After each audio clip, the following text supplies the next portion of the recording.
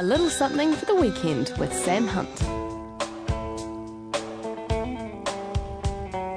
Yeah, Sam Hunt, a little something for the weekend. G'day there, Sam. Good day, hello Wammo, good morning, yeah. Yeah. You're running a bit late, aren't you? I am this morning. That's okay, I'm learning to dance the saraband, and so I've been filling in time until the phone rings, practicing the saraband. I'm exhausted. Around the living room? Yeah, with the slow rain falling out outside, and it's certainly, springtime, like I mentioned last week. It's all action. Definite change, isn't there? It's been great. I mean, just the birds and the mating and the calls, the amazing.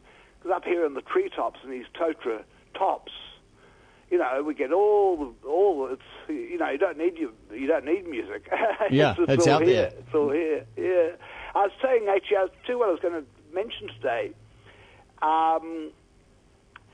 That over the years that I've been doing this program, lots of poems have come in, and I've kept them all. You know what I mean? If I've used them, if poems that I've used that I've liked enough to want to broadcast, I've kept them, and I've just got them in a folder which says others. Yeah.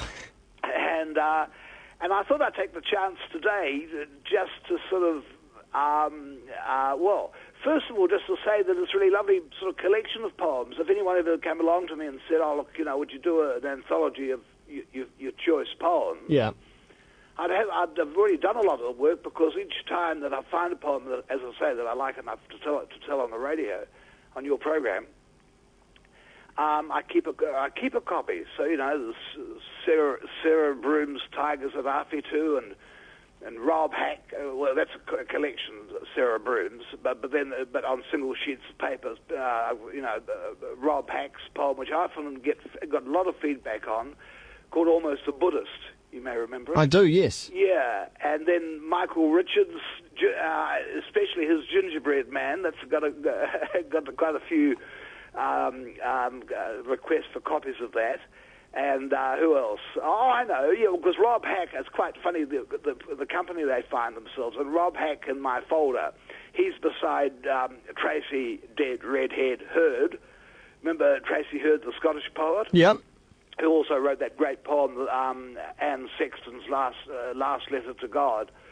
So Rob Hack, lucky man, he's beside Tracy Hurd. And anyway, I thought I'd take the chance after sort of... Vaughan Gunson, I've got some more, and of course, he's just sending me more stuff. He's writing well, and of course the great masters, Pablo Neruda and Yeats and Auden and Wallace Stevens. Yeah. And are you still getting a lot of it in the mail, or is it all electronic these days? A lot of electronic now. Yeah. But in the mail too. Yeah, it's good. But I think the most requested poem the most requests or copy, requests for a copy of it and that sort of thing, is a poem which I've told on this program. It's originally a poem written in Hungarian by Joseph Attila, who I understand was 21 years old when he was murdered by the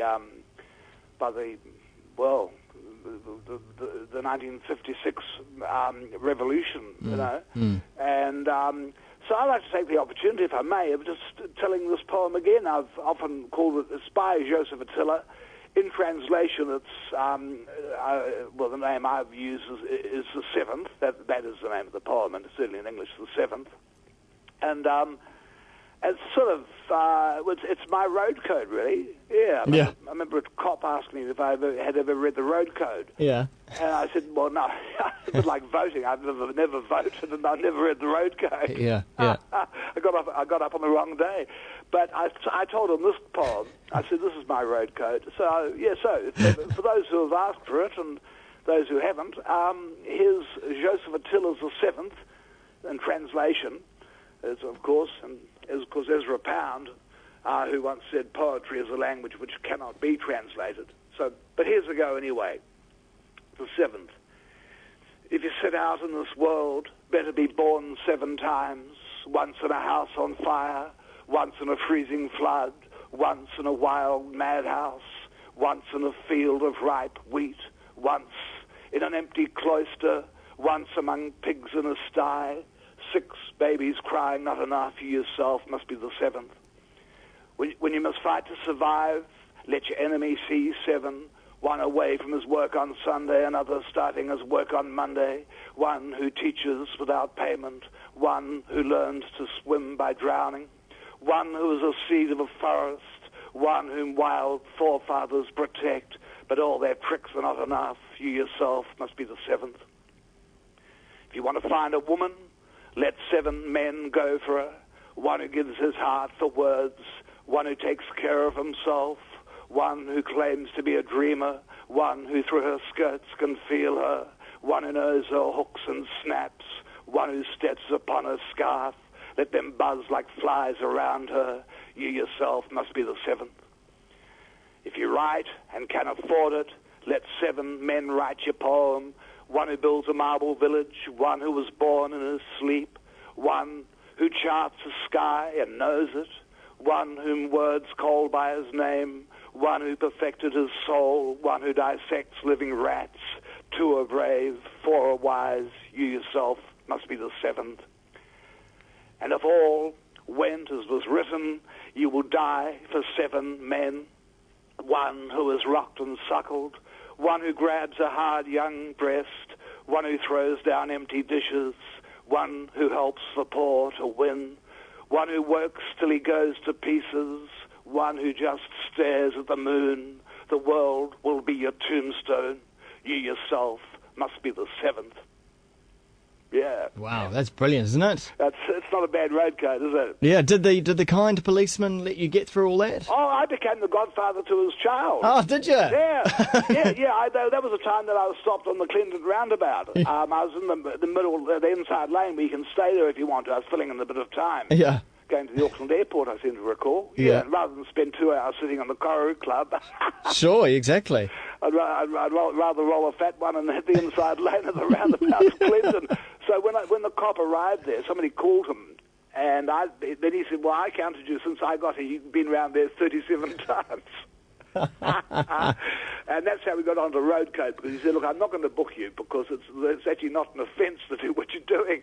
He said, what, you've been smoking in the car maybe, but I won't worry about that today. And in fact, I told him the dog was driving. And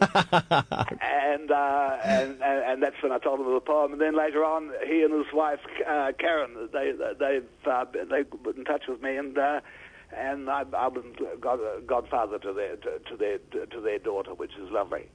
What a wonderful story! What a great ending.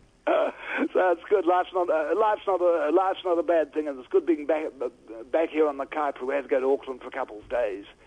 Just been down there, so Alf, my son, and I, we rolled back down the long driveway, and we're home. And well, I guess we'll leave you to your dancing. Back to my saraband. Yeah. Oh, look, Wammo, you have a good weekend, and I'll be sarabanding the whole weekend. All right. Look forward to it. See you.